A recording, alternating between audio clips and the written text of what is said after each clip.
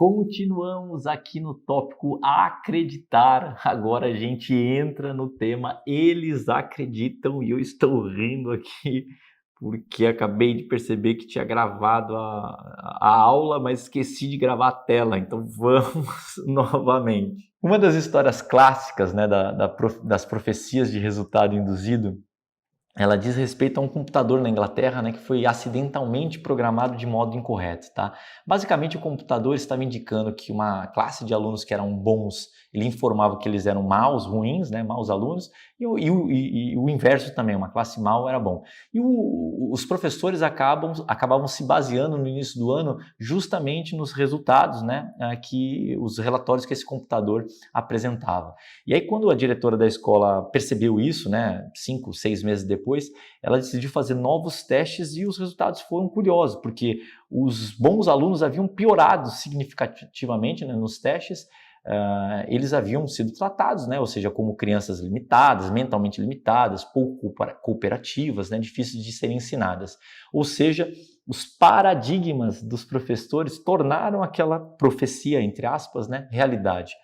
Mas também os maus alunos haviam melhorado, óbvio, os professores os trataram como se fossem brilhantes, né? A energia, a esperança, o otimismo, a boa vontade dos professores refletiram, né? Ou seja, essas expectativas individuais e valor dado, né, a esses alunos. Aos professores, né, foi perguntado como havia sido as primeiras semanas.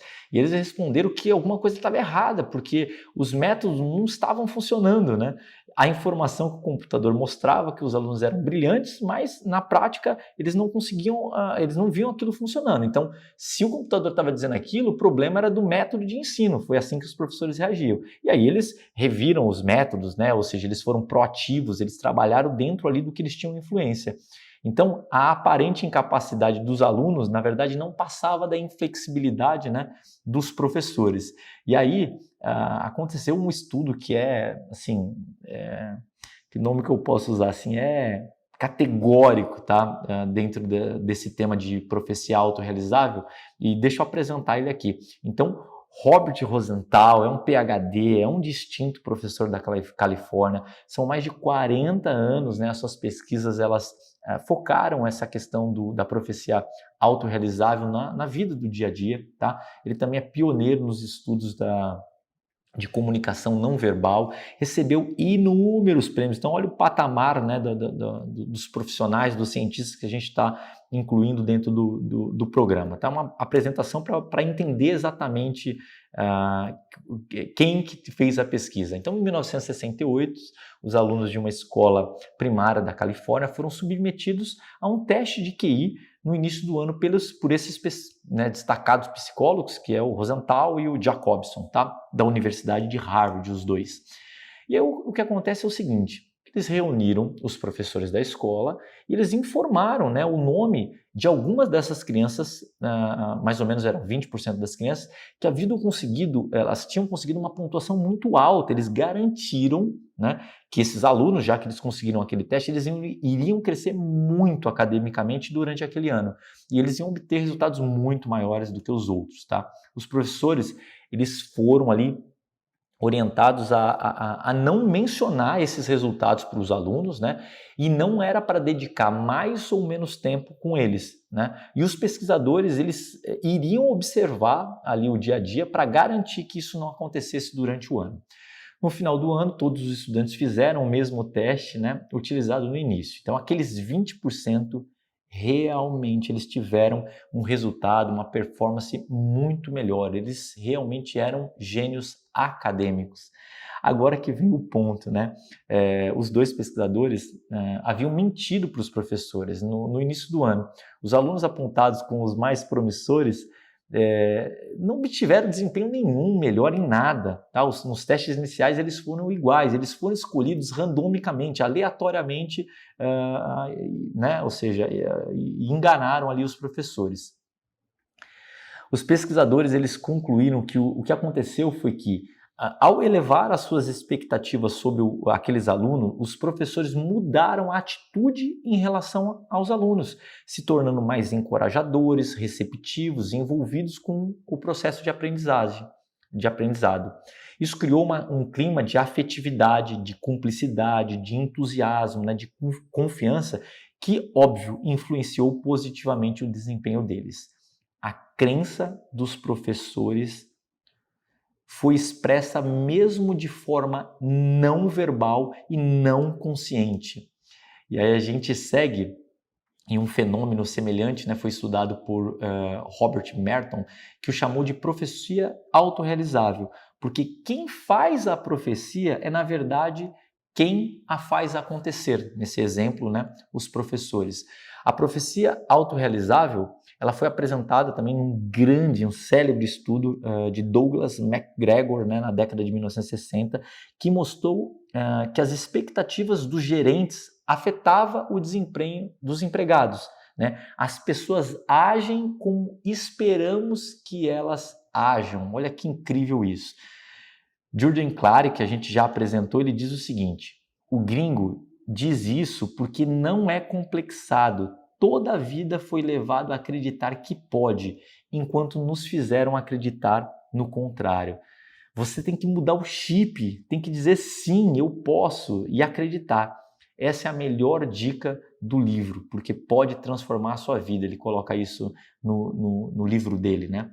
Você encontra o que procura. Se projetar traços e expectativas positivas nos outros, não apenas perceberá tais características positivas com mais frequência, como também as pessoas vão mostrá-las com mais frequência. Então, volto a falar, isso aqui não é alguém ali da esquina, né, o Zé, o José, o Zé Mané, a Maria, que está citando, são pesquisas científicas mostrando e provando o resultado.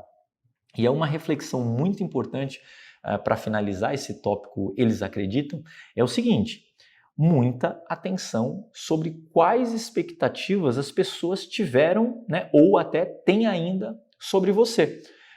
Se as pessoas tinham uma expectativa que você, não importa, não era muito inteligente, que você não era muito organizado e etc., isso pode, né, ninguém está afirmando, ter influenciado e de repente você tem características que vieram carregadas pelo fato de da condução e do ambiente que outras pessoas agiram com você. E óbvio que isso, você criando essa consciência e conhecendo esse processo, fazendo uma autoavaliação, que a gente passa a partir desse tópico a fazer diversos exercícios aqui na prática, entrando ali na mão na massa mesmo, você pode naturalmente criar a consciência e reverter isso se for o caso. E tem um lado contrário também. O fato é sobre e também sobre as que você teve e tem sobre os outros. Então, as expectativas que você teve ou que você tem sobre os outros, você tem que estar atento também. Porque, por exemplo, se você tem lá uma expectativa super negativa, por exemplo, com seus filhos, com a mulher, com o marido, com seus funcionários, é muito provável que isso acabe acontecendo justamente por esse mecanismo de funcionamento do cérebro. Então é o seguinte, a gente entra aqui na reta final desse subtópico dentro do acreditar, e aqui eu deixo pela primeira vez a gente vai iniciar o Mão na Massa e a gente entra com alguns exercícios de reflexão que a gente vai apresentar vários durante o programa. E aqui é importante um momento que eu faço um parênteses para dizer o seguinte: algumas questões que eu vou falar agora, você não vai ainda ter o contexto completo e talvez não vai ter todo o embasamento, mas eu garanto com absoluta convicção, não tenho dúvida nenhuma, que ao longo do programa eu vou detalhar alguns tópicos que você vai entender o porquê que eu fiz essa orientação agora já no início do programa. Então o que eu te peço não é talvez, é verdadeiramente. Se você quer fazer uma mudança, se você quer ir para um outro patamar, não importa qual o patamar, qual é a conquista, qual a meta que você tenha como objetivo, eu te peço que você pegue lá uma caneta, um lápis, um papel, literalmente, não é para fazer, não é só para escutar isso mesmo, não, é para fazer. E em todas as atividades que a gente for apresentar aqui no curso, os exercícios e as atitudes, eu quero que de fato você escreva e você vai entender lá na frente do programa o porquê isso vai ser fundamental com o restante que a gente vai apresentar. Então é o seguinte, exercício do guerreiro. Eu faço uma apresentação rápida dessa personalidade fenomenal, tá? Napoleon Hill, ele foi um escritor americano, ele foi influente na área de realização pessoal, talvez um dos mais influentes nesse tema. Ele literalmente dedicou mais de 20 anos da sua vida entrevistando e investigando grandes vencedores, né? E as carreiras deles, a fim de isolar e identificar as razões pelas quais tantos e tão poucos conseguem alcançar o sucesso. Né? Durante todos esses 20 anos, ele entrevistou mais de 16 mil pessoas, dentre elas, somente os 500 milionários mais importantes naquela época e que mostraram a ele a fonte, né, das suas riquezas, das suas vitórias. Entenda a riqueza no conceito mais amplo da palavra, tá? Ele só foi consultor de 2 ex-presidentes americanos. Então, olha o patamar de quem a gente está apresentando. E aí, uma das reflexões é o seguinte: ele diz: há uma diferença entre desejar algo e estar pronto para recebê-lo. Ninguém recebe se não acredita. Precisa haver um estado de crença e não de simples esperança ou vontade. Quem está dizendo isso, lembrando, entrevistou mais de 16 mil pessoas durante 20 anos. Dentre essas 16 mil, os 500 milionários da época, pessoas de extremo sucesso, vencedoras, não por conta só da questão financeira, pessoas que de fato venceram ali na vida.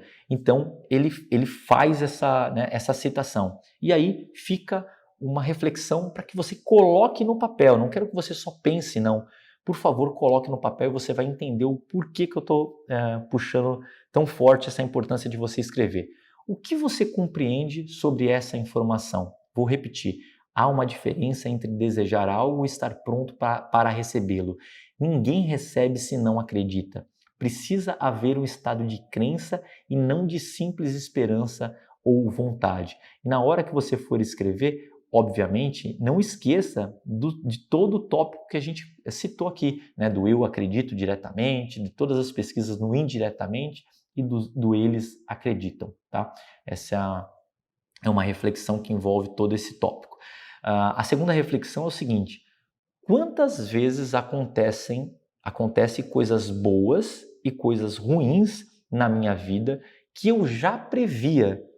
Por que isso acontece? Escreve aí. Eu pensei que ia acontecer, puxa, isso aqui vai acontecer, não vai dar M, e foi lá e acabou dando M. Ou você pensou uma coisa muito, nossa, isso vai acontecer, vai ser sensacional, e de repente aconteceu. Já aconteceu isso na sua vida?